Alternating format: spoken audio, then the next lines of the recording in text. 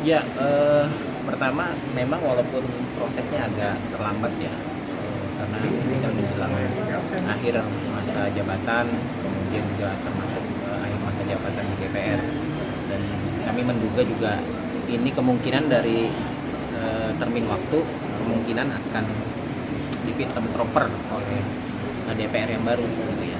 Nah, terlepas dari itu, menurut saya ini kan baru dibentuk oleh pansel, dan panselnya profesional, ada beberapa juga yang kita anggap punya track record yang baik gitu ya. Tapi terlepas dari itu, menurut saya tantangan ke depan dari pansel ini adalah memang benar-benar memilih dua hal. Satu, calon pimpinan KPK itu sendiri dan dewas ya.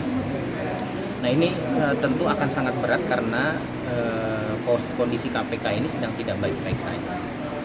Terlalu banyak polemik, terlalu banyak persoalan, termasuk kasus korupsi yang menimam pimpinan sampai level yang paling bawah, misalnya terkait dengan pemerasan yang ada di LP KPK gitu ya. Jadi ini bukan satu yang biasa-biasa saja kondisinya. Jadi memang harus benar-benar jadi perhatian bagi pansel untuk memilih paling tidak calon pimpinan yang benar-benar memiliki integritas.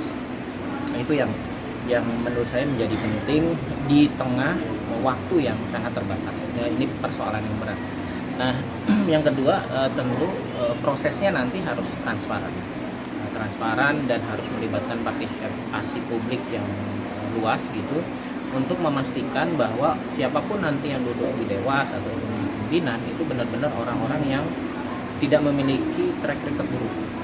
Karena di proses sebelumnya, di periode sebelumnya, kami masyarakat sipil sudah memberikan masukan, bahkan internal di KPK sendiri sudah memberikan masukan siapa saja yang punya track record buruk, tapi itu diindahkan oleh pansel maupun DPR.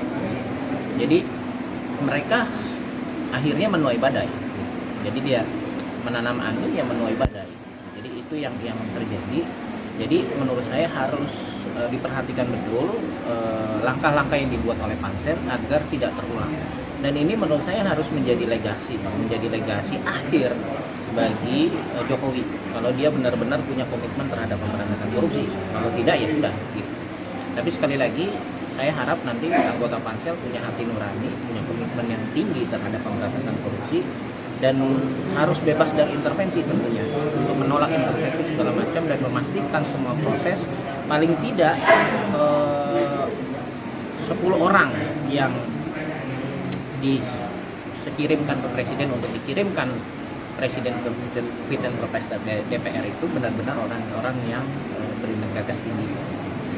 Nah, kemudian di tengah situasi politik nasional yang masih sangat tinggi ini, juga pansel juga harus mempertimbangkan untuk tidak mengindahkan gitu ya pesanan-pesanan tertentu dari warna politik tertentu gitu ya. Integritasnya harus dijaga pansel ini, dan rekam jejak menurut saya juga harus jadi perhatian mereka semua, jangan sampai kemudian berulang. Menurut saya sih itu ya beberapa hal yang memang harus diperhatikan oleh panitia seleksi Komisi Pemberantasan Korupsi.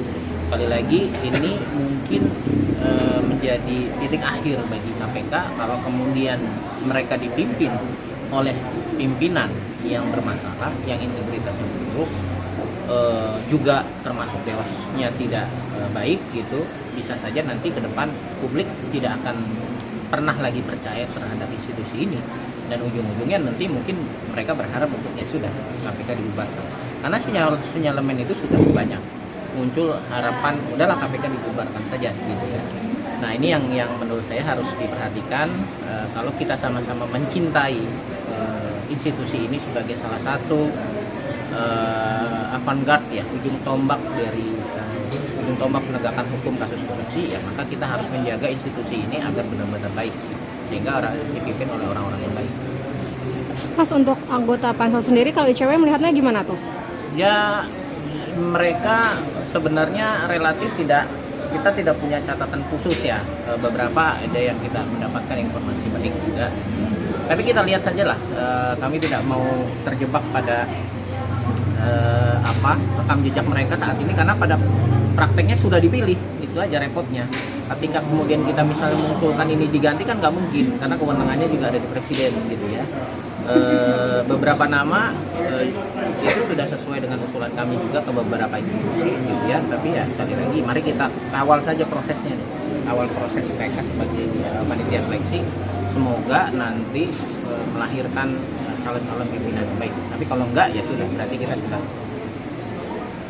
berserah diri saja, tidak bisa berharap lagi terhadap itu.